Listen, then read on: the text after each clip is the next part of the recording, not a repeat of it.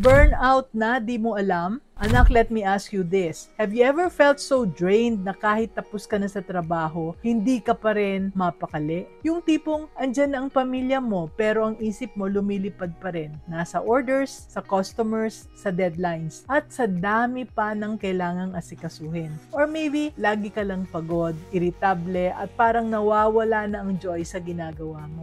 Now, kung nararamdaman mo yan, anak, baka malapit ka nang ma-burnout. You see, burnout is real. Hindi lang ito basta pagod.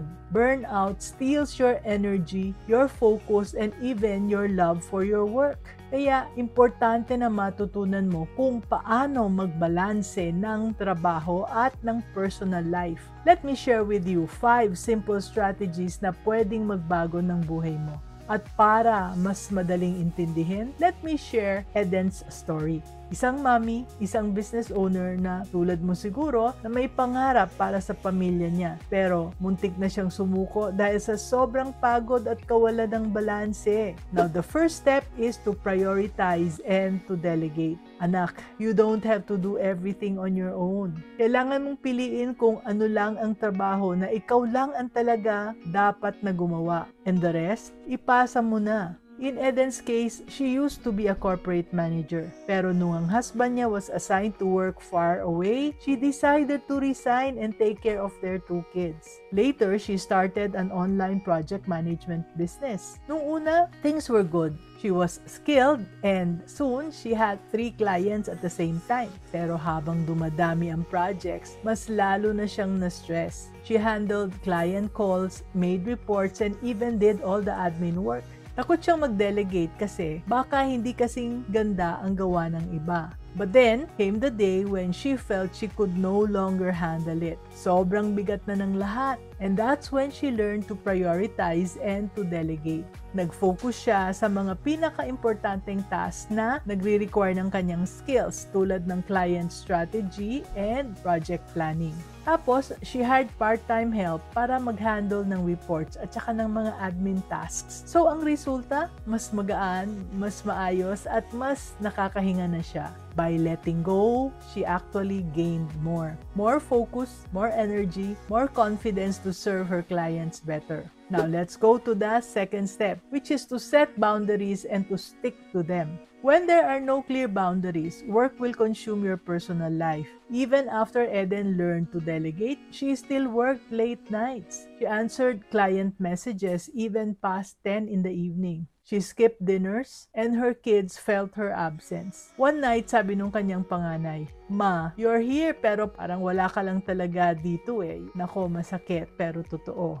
And that became Eden's turning point. So she made a rule. After 6 p.m., no more work. At first, hindi madali. She felt guilty ignoring late-night messages. Pero slowly, she trained herself and she trained her clients as well. Natuto silang respetuhin yung kanyang oras. Kaya ngayon, yung kanyang mga evenings sacred na. Dinner with her family, bonding time with the kids, and a moment to rest. And Eden realized that boundaries are not selfish. Boundaries are love. Love for her family and love for herself. Kaya yung pangatlong step is to make time for self-care.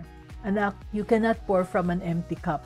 After fixing her schedule, Eden thought everything would be fine. Pero lagi pa rin siyang pagod. Bakit? Because she was giving everything to everyone else. Pero wala na siyang natitirang oras para sa sarili niya. So she started small. Every morning, she gave herself 10 minutes of silence. She sat quietly, humihinga siya ng malalim, tapos she would let go of her racing thoughts. It cleared her minds, no? Nagbigay sa kanya to ng focus at saka calmness sa buong araw. Later on, she added other small habits tulad ng walking around the neighborhood, reading before bed, eating healthier food. So little by little, she felt alive again. Eden discovered that self-care does not need to be expensive. Hindi naman kailangang magpa-spa araw-araw or linggo-linggo.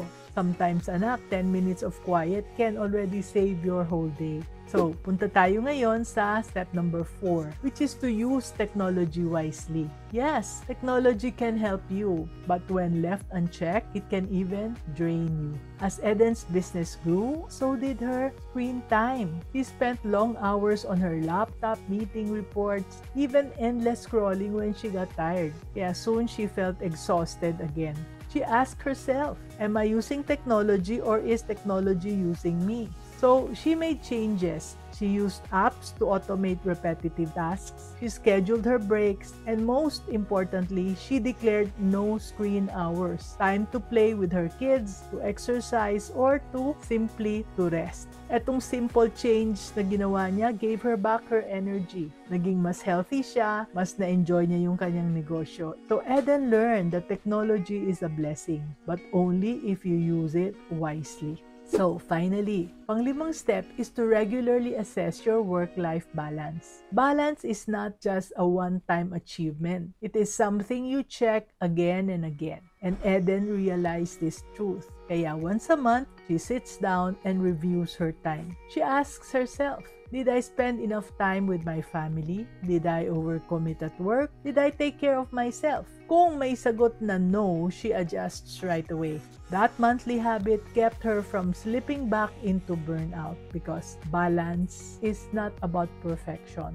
It's about being aware and being willing to adjust. So, ang lesson, if you don't take control of your time, burnout will take control of you. But if you learn to balance, you will not only grow your business, you will also enjoy your family, your health, at ang iyong buhay. Kaya anak, tandaan mo, let's be business-minded Pinoy. At kung gusto mong mag-spend more time growing your business, stop getting stuck in repetitive tasks. The Get One Task Off Your Plate mini course will teach you how to delegate and get your time back. Check the links in the comments.